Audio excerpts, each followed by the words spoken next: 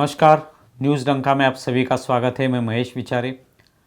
दोस्तों, आज संसद में राहुल गांधी ने फिर एक बार भाषण किया।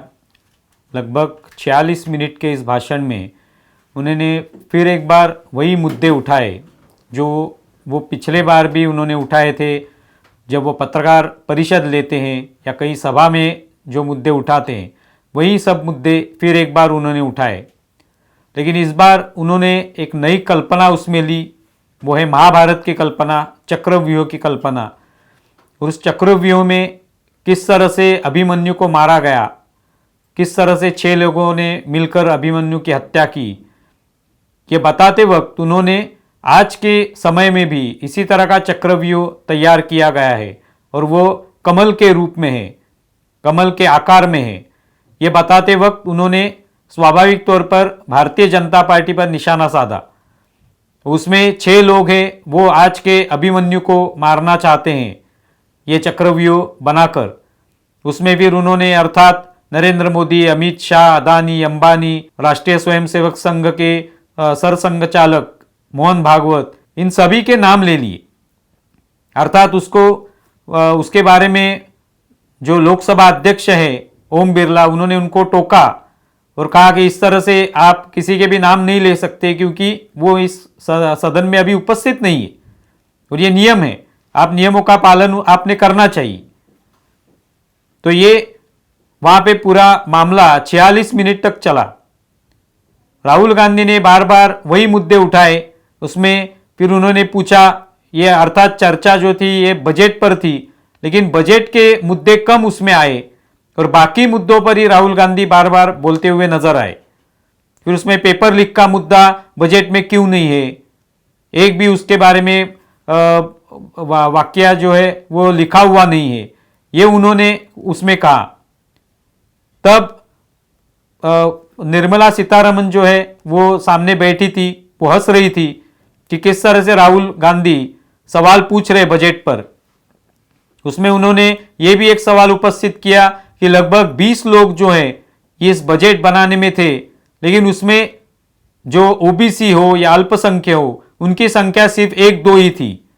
ये सवाल जब उठाया तब वहां पे बैठी निर्मला सीतारमण जो है उन्होंने सर पर हाथ मार लिया कि ये क्या बात कर रहे हैं, क्योंकि ये मुद्दा तो वो बार बार उठाते हैं कि ओबीसी की संख्या कहां पे है। आज आईएएस हो रहे, आईपीएस ऑफिसर हो रहे, उसमें ओबीसी कितने हैं, ये बार बार सवाल राहुल गांधी उठाते हैं। उसी तरह का सवाल उन्होंने अभी बजट के बारे में उपस्थित किया कि जिन्होंने बजट बनाया उसमें कहां पे ओबीसी है। अग्निवीर का मुद्दा फिर से एक बार उन्होंने उपस्थित किया कि अग्निवीर जो होते हैं उनको ठीक तरह से जो पैसा मिलना चाहिए उनके मृत्यु के बाद वो नहीं मिल पा रहा, जबकि उसके बारे में पूरा स्पष्टीकरण जो है ये केंद्र सरकार की तरफ से दिया गया था। लेकिन फिर एक बार वही मुद्दा उन्होंने उठाया, जातीय जनगणना का मुद्दा उन्होंने उठाया। एमएसपी जो है किसानों को मिलने वाली, उसके बारे में वो बोले। लेकिन ये मुद्दे जो है ये इससे पहले भी वो बोल चुके हैं, इसमें कुछ नया उन्होंने बताया है, नए कुछ सवाल उपस्थित किए, कुछ अभ्यासपूर्ण तरीके से बजट का विश्लेषण किया है, ये उसमें दिखाई नहीं दिया। तो इसमें एक चक्रव्यूह की बात जो है ये बार बार वो करते नजर आए। इसमें से यही दिखाई दिया कि राहुल गांधी खुद ही कहीं चक्रव्यूह में फंस गए।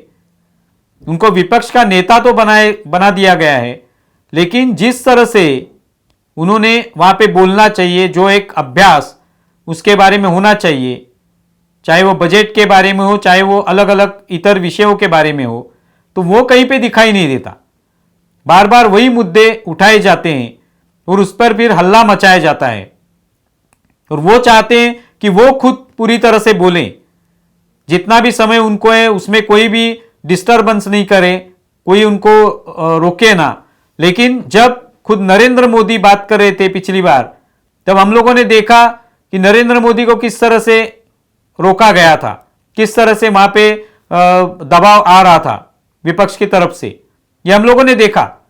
लगभग 2 घंटे का उनका भाषण हुआ था और किस तरह से उनको रोकने की कोशिश की गई थी, उनके आवाज दबाने की कोशिश की गई थी।